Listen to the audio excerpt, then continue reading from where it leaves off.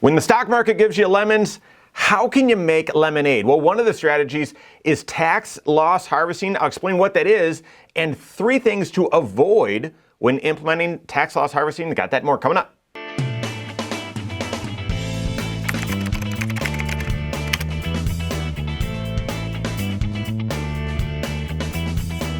My name's Mike Bernard. I'm the host of the Wise Money Show. I'm also one of the certified financial planners right here at Korhorn Financial Group. Make sure you hit that subscribe button, turn on notifications, and smash that thumbs up button. Obviously, not the desired short-term result that you want with your investments, them going down in value, but it's inevitable, right? There's no investment that just will continue to go up forever that provides a strong return. And so we accept it as long-term investors. Volatility, that risk, that's the price we pay for the long-term returns. And yet it's never fun. But how can you make some lemonade out of the lemons? Well, one is to look at these volatile times as, how can I be on the offense? How can I turn this volatile time into an actual advantage for me? And we've shared some recent videos, content on that, and counter emotional, but yet one of the ways that you can turn volatile times into great offense is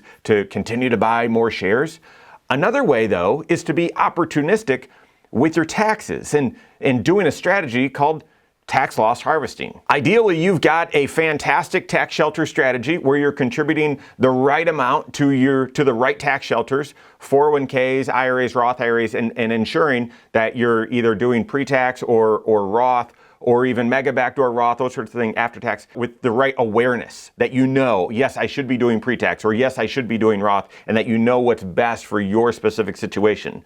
But if you're investing, if you're saving up outside of those tax shelters because you've already maxed them out, or you've received some inheritance, or you've got some dollars that you're just not sure whether they're retirement purpose or their college purpose or a different short-term goal, then you've got to be aware, or one of the things that you need to be aware, emotionally, you're frustrated, investments are down, but you need to be on the lookout for being able to realize some of those declines by selling some investments opportunistically and capturing those losses to make for a tax benefit called tax loss harvesting. So here's how it works. If you've got some investments that you purchased at this value, and they at one time grew to this value, well, you've got a gain, but if you didn't sell the investment, it's an unrealized gain.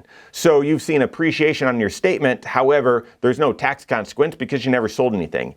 If that investment then actually starts going down in value and is now below where you originally bought it, they call it your tax basis, your cost basis, if it's now below, well, have you lost anything? No, you have lost value when you look at your statement, and that's frustrating, but you haven't lost anything and can't do anything on your taxes unless you sell the investment down here. And that's a tax loss harvesting, or a strategy where you sell the investment down here. You then get to capture that loss, the difference between your cost basis, tax basis, where you bought it at, and then where you sold it at. And that loss then goes on your tax return, Schedule D, that's not on the quiz though, Schedule D, where it then can offset other capital gains that you might have throughout the year, either because you sold investments or you held mutual funds that distributed capital gains. So those losses can offset those gains, or if you have more losses than you have gains, then those losses up to $3,000 a year can go on your tax return and be a deduction from any of your income, not just your capital gain income. Any unused capital gains above and beyond that $3,000, you carry forward to future years to offset future year's capital gains, or again, you could take another $3,000 each year after that. So that's simply what the strategy is being opportunistic and looking at those investments to see, well, do I have a tax loss that I could capture here? And if I did some trading or realize some of these losses, would it be beneficial from a tax standpoint? So that's how it works. What do you need to be on the lookout for when implementing? Well, of course, I'm going to tell you, you got to be working with your certified financial planner. And why? Not just your investment advisor, or if you're managing your own investments, not just by yourself. You've got to be looking at all 6 areas of your financial life, because certainly this impacts your investment planning, your investment strategies, but it also is part of tax planning. Tax planning has 2 objectives: capturing opportunities and avoiding surprises. And so you've got to be in tune with your tax picture, that projection of your taxes, to say, well, how much should I be capturing? What sort of disruption does this create inside my investment planning, my strategies, my diversification, and how do I ensure that things are in balance? So when you're doing this, you're going to want to be working with your certified financial planner, build out that plan. But what do you need to be aware of? What mistakes do you need to avoid with tax loss harvesting? One is you need to avoid having it be a wash sale. That's a financial term for basically saying, well, the loss is disallowed. If you buy a substantially equal, a substantially similar, a substantially identical, there's a lot of different terms that are thrown around in the financial world or tax code, but basically if you invest in the same investment, within 30 days of selling it, you're not allowed to capture the loss. You're not allowed to. And that 30 days is, most people think of it as 30 days after. So I'll sell it on one date, and if I want to buy it back 10 days later, oh, that's a wash sale. Well, it would be, and that loss would be disallowed. But it also applies to 30 days before as well, because, you're a smart person and you might think, no, I actually still want to hold my NVIDIA stock, but I want to capture the loss, and therefore I'll buy a little bit right now, and then I'll sell some of the shares that actually have a loss.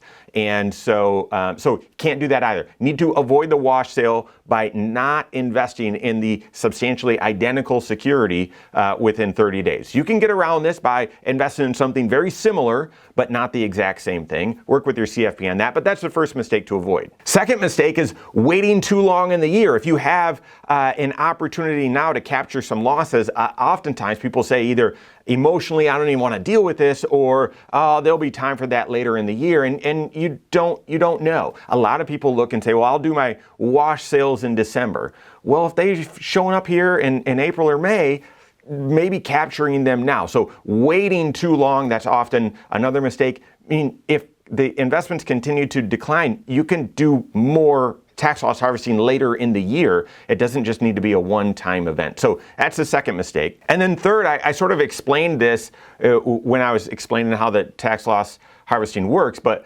not realizing the right amount of loss.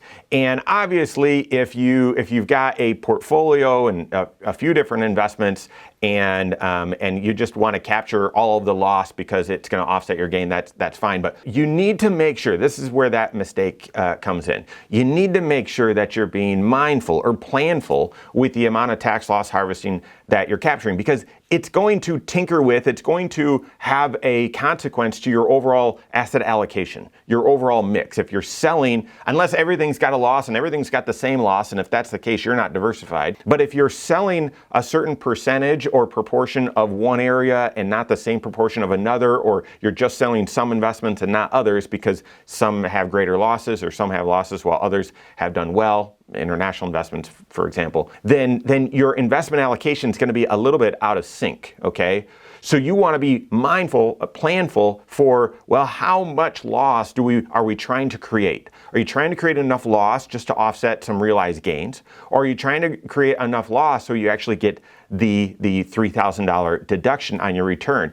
Maximizing or being opportunistic, I should say, about how much loss does it make sense for you to capture in your specific situation for this tax year, and executing on that, as opposed to just being, without a plan and just saying, well, I'm just going to capture some losses willy-nilly. Working with your CFP, looking at all 6 areas of your financial life, they'll be able to help you strategize, turning the lemons that we've seen thus far this year, and the market maybe we'll experience more throughout the rest of the year, but turning that into some lemonade, being opportunistic, being on the offense as well. So work with your CFP on that. If you don't have a CFP on your team, you can contact one on my team. Find us online, Korhorn.com.